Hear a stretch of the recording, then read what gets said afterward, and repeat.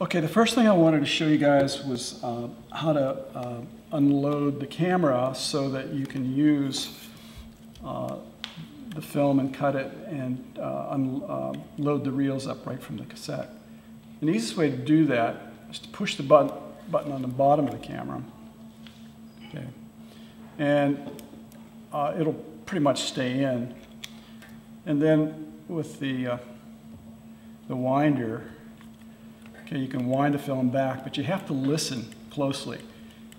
So when it comes off of one end of the spool, it makes a sound, and you don't want to wind it in to the cassette.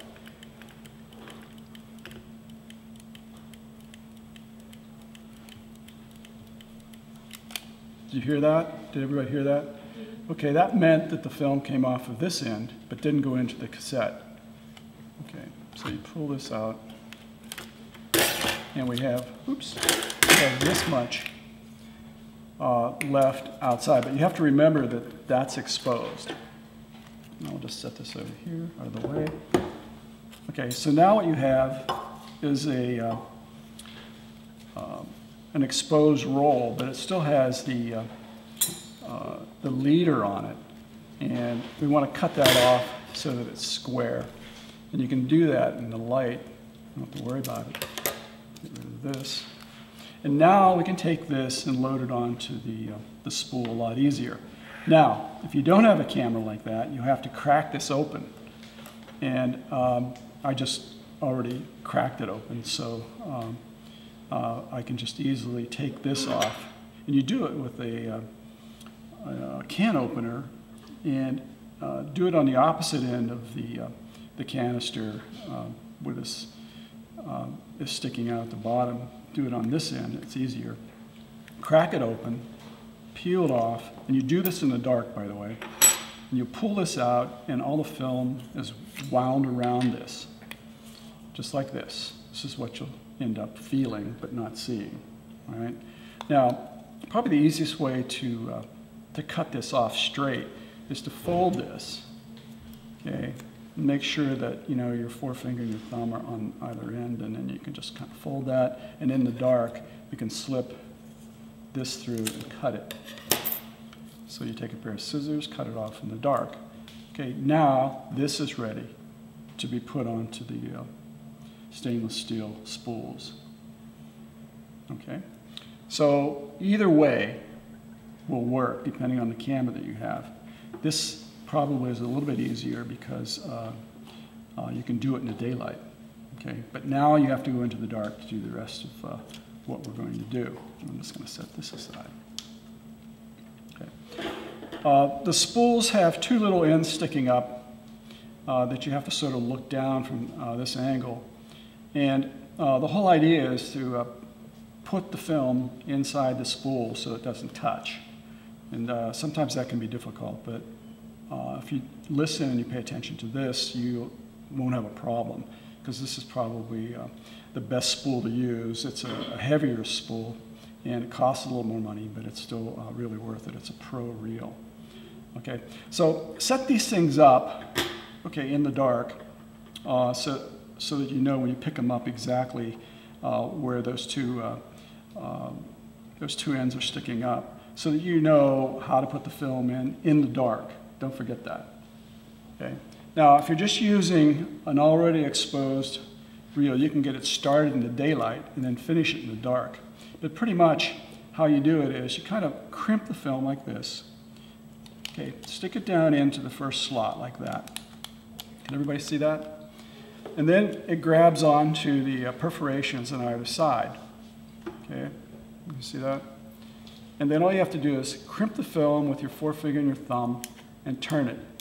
Now, some people like to set it down on something. Okay, once you get it started like this, switch off the lights and finish off the roll. When you come to the end, just clip it off with a pair of scissors. Okay? And I'll do it a little bit further with an exposed. Now, the emulsion's always wound to the inside. It just automatically does that. So when it's curled up, the emulsion is on the inside, and that's probably the best way to go, is have the emulsion inside. But we used to load these back to back So you'd have 2 rolls in one reel years ago. Stick it down in there until it catches onto the perforations, and then just turn it like this. A 36 exposure roll of film will go clear to the end of this. You'll feel at the top. 24 is down a little further. It's not quite as long. Okay, just like this. Now you can hand hold this and do it like this as well. Be careful you don't put the reel in a position where the film is hanging on the floor. So you should always work over a counter.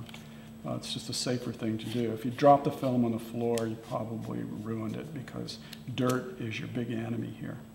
Now that was a short piece, but you can actually feel in the dark, and by the way, again, this is all done in the dark, you can feel in the dark whether or not this is on right. And if you have a little bit of slippage like this, you see this? Okay, that means it's going on okay. All right, so every once in a while, just do that. If it doesn't slide like this, then chances are you've overlapped it. And if it's touching when you develop the film, there'll be big splotches and you won't be able to print the film. So you got to get it on a reel right, or otherwise you'll have a big problem in the end. So this is really important. The things that happen are that the perforations break sometimes, and if they break, you'll never get it on the reel. It's really difficult. You need to see me. And the easiest thing to do is to take the film, if you have that happen, put it in the canister, and then, you know, I'll try to put it on for you. All right, but you do have to learn how to do this yourself because you'll be coming in during open labs. You could just roll it up and, you know, carefully stick it inside. Put the cap on like this, and it's light tight, and then let me try to put it on for you. But if you do exactly the way I sort of showed you, you won't have that problem. It'll go on the reel, and you won't have to worry about it. Okay? Once you have 1 or 2, if you only do 1, put it at the bottom of the canister. If you have 2, obviously, just put 2 in there, but you always put 2 reels in the canister so you don't have this moving through the developer, creating what we call agitation, which will, you know, impede in the whole development process because it'll make your negatives a lot more contrasty, which you don't want.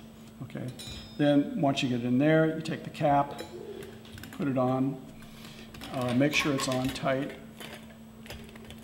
And then you can pour all your developer, your fixer through this orifice here, and light will not leak in there. Okay. So once you go through the process, you can open up the top, and I'll show you how to do that later.